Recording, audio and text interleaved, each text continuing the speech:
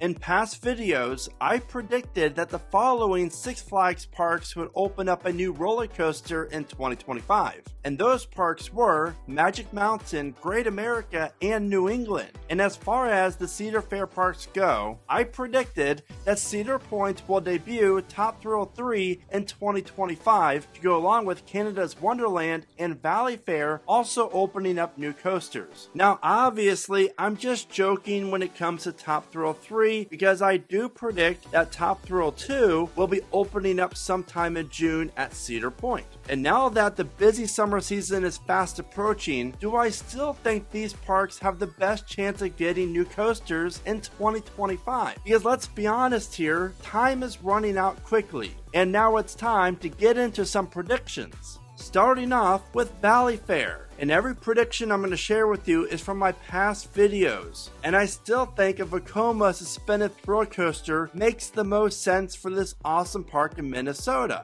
And the reason why I'm going with this type of coaster is it doesn't cost near as much as a B&M inverted coaster does, and Valley Fair could really benefit from a new coaster that features inversions, because the only coaster at the park that flips riders upside down is their Aero Corkscrew coaster. So it's beyond time for Valley Fair to be adding a coaster that offers inversions, and a Vekoma suspended coaster would provide just that and would look fantastic in the front of the park in the old Dinosaurs Alive plot of land. Now just envision a coaster around 110 feet tall, featuring 3 inversions, some airtime, a great helix, maybe a tunnel. Something like this would do really well for Valley Fair and brighten up the right side of the park. I really do feel as if Valley Fair does have a good chance of getting a new coaster in 2025, and if you look at the past trend of Cedar Fair, in 2023 we saw Worlds of Fun open up Zambezi Zinger, and then 2024 Dorney Park open up Iron Menace, which tells me that Cedar Fair is finally investing in the smaller parks with a new coaster, and Valley Fair is next in line. Here's another wild card for Valley Fair, but what if, since we know Cedar Fair and Zamperla are working together, could we see Zamperla open up one of their new double heart coasters in the Dinosaurs Alive plot of land? Well, I would much rather have a Vekoma suspended thrill coaster over this. I do think it's a very good possibility that Valley Fair will be getting a coaster like this as well, due to the size of it, the cost of it, and the wonderful relationship that Cedar Fair and Zamperla has. So again, I feel like the suspended thrill coaster makes a ton of sense, but it would not surprise me at all if Zamperla is building a new coaster for Valley Fair in terms of the double heart coaster.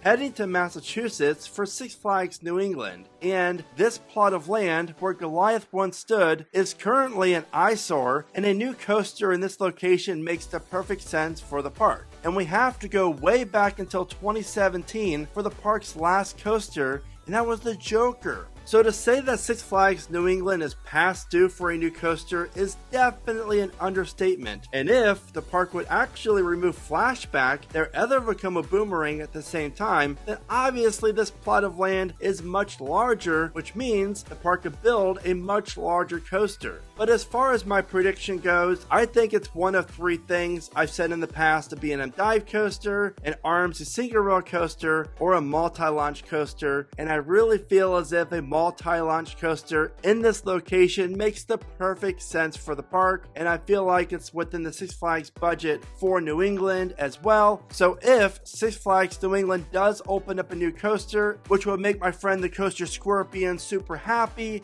then I definitely feel as if a multi-launch could become the park's next coaster. Now, if you're in need of some new coaster merch, be sure to check out keepridingcoasters.com to check out all my merch that I designed myself, and I really do appreciate all the support, as you're going to find comfortable and affordable merch. Now let's talk about Six Flags Great America, because this park again is past due for a coaster, and their last one was Max Force, which opened up in 2019. And Six Flags Great America is one of the better overall Six Flags parks, and it has a solid coaster collection. And for years now, I've been saying that the park's next coaster will go in the center of the park where the park's go-kart ride is currently located, as well as the retired Buccaneer Battle water attraction that's currently not operating anymore and is removed, which frees up a large plot of land for a lot of different types of coasters. but I really feel as if a B&M dive coaster in the center of the park makes the most sense for Great America, because there's no other park around it besides like Cedar Point that offers a dive coaster, and for marketability wise, this would be a home run for Six Flags Great America. We have seen the success that Cliffhanger has had for Fiesta Texas, and I envision a ride along the same size as that located in the center of the park for Great America. And not only will this ride provide the best views of any coaster in the park, because you're going to see the whole entire park around you, but it's also another high capacity coaster that has the ability to run 3 trains, which is something that most coasters at Great America do not do.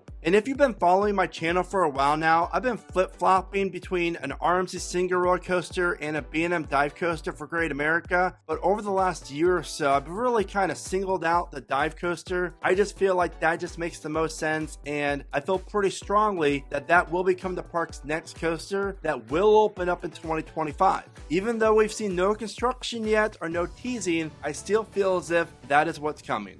And as far as King's Dominion goes, I did not predict they're getting a new coaster next year. That's why I'm really not talking a lot about it in this video here.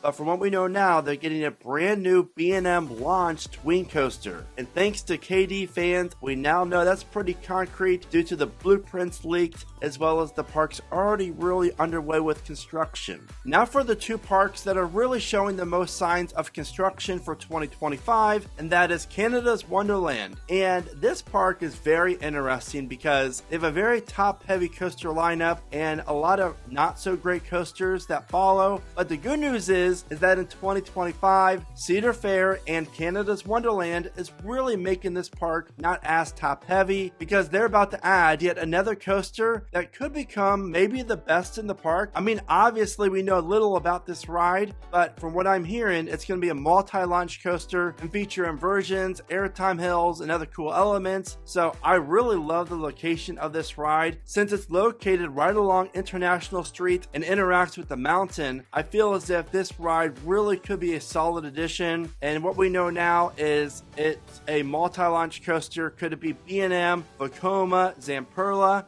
I have a funny feeling that it's going to be Zamperla, which makes me think the Cedar Fair execs right now are literally having a nightmare regarding this, since Zamperla has not really lived up to the hype with Top Thrill 2 and has already had issues within a week of it opening. But the bad news is any coaster coming in 2025 has already been designed and or manufactured, or at least the process has started, and the parks have no way really of getting out of that as of this moment. And on a positive note, I will say the Lightning Trains are fantastic. Zamperla did a great job on them, since I was able to ride Top Thrill 2 4 different times. And I really like the layout that Zamperla has showed us for their multi-launch coaster, so I am very intrigued as to what this could be. And as for Six Flags Magic Mountain, I predict that we're looking at a Vekoma coaster of some kind. I really feel like this ride's going to feature a launch, maybe a top hat, or even inverted top hat, something that's going to be over 180 feet tall. I really feel like Magic Mountain's going to use this terrain in this area of the park to its advantage with this ride. I really wish this would be a hypercoaster or even a giga.